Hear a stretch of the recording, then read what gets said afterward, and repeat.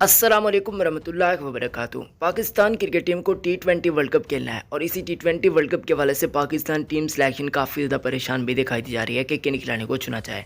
तो ऐसे में चंद तफसीलात हमारे पास सामने आ रही है कि हम आपको बताने जा रहे हैं कि पाकिस्तान का कौन सा 15 रुकनी स्क्वाड रहने जा रहा है। उस स्क्वाड पर हम बातचीत करने जा रहे हैं कि मगर वीडियो में आगे जाने से पहले इस वीडियो को आखिर तक ज़रूर देख लीजिएगा।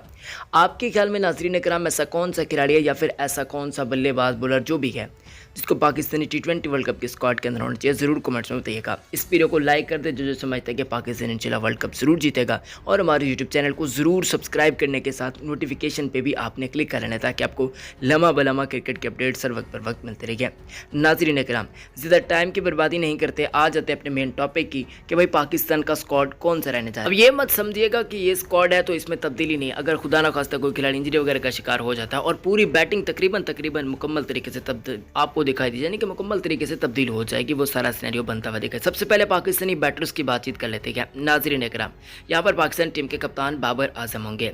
अगर हम इसके अलावा पाकिस्तानी मजीद बल्लेबाजों की बातचीत करते हैं जैसे कि मोहम्मद रिजवान हो गए, मोहम्मद रिजवान के साथ साथ नाज़रीन इकराम एक और खिलाड़ी ज़बरदस्त किस्म का जाता है हैदर अली।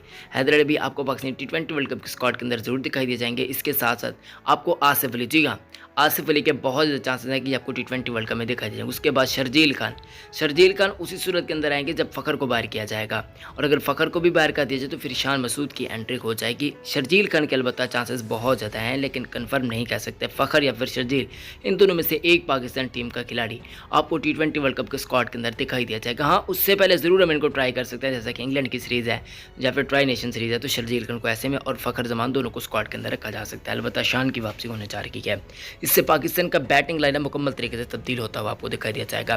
पाकिस्तानी बॉलर्स की बातचीत करते हैं तो भाई यहाँ पर शाहीन अफरीदी की वापसी होने जा रही है टी20 वर्ल्ड कप के अंदर। बाकी मानदा खिलाड़ियों में नसीम शाह हो गए, शान वास्तानी हो गए या फिर हारिस रऊफ हो गए। इनके साथ साथ मोहम्मद हसनैन इजाफा हुआ है पाकिस्तानी स्क्वाड के अंदर, इनकी भी तकरीबन शमूलियत के चांसेस है। और आपको Pakistani fast bowler all rounder Mohammad Wasim junior भी दिखाई दे जाएंगे। पाकिस्तानी स्पिनर्स की बातचीत करते हैं तो यहाँ पर शादाब खान के साथ साथ आपको मोहम्मद नवाज़ दिखाई दे जाएंगे।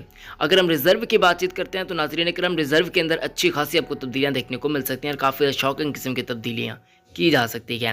वो तभी होंगी जब पाकिस्तान का स्क्वाड होएगा। और रिजर्व के खिलाड़ियों की बातचीत करते हैं तो यहाँ पर उस्मान कादिर और सरफराज अहमद को जरूर रखा जाएगा। ये भी खबरें गर्दिश कर रही हैं कि सरफराज अहमद को मेन पाकिस्तान की टीम के अंदर रखा जाएगा। इस बात के भी चांसेस है, अलबत्ता किसको निकाला जाएगा फिर ये देखना पड़ेगा। अलबत्ता शेम्बले के बिल्कुल भी चांसेस नहीं है कि वो आपको पाकिस्तानी स्क्वाड के अंदर। इसके अलावा PSL के परफॉर्मर जमान खान हो गए, उनको भी मौका नहीं मिल पाएगा। हसन अली हो गए, इनको भी मौका नहीं मिल पाएगा। इमाद वसीम के भी चांसेस है कि शायद उन्हें मौका ना दिया जाए। कुछ ऐसा स्क्वाड रहेगा जो कि मैंने आपको बता दिया। उम्मीद करता हूँ कि वीडियो आपको पसंद आई होगी। इस वीडियो को लाइक कीजिएगा, चैनल को सब्सक्राइब कीजिएगा। अपना बहुत ज़्यादा ख्याल रखें। अल्लाह हम सब कामयाब नासिर है।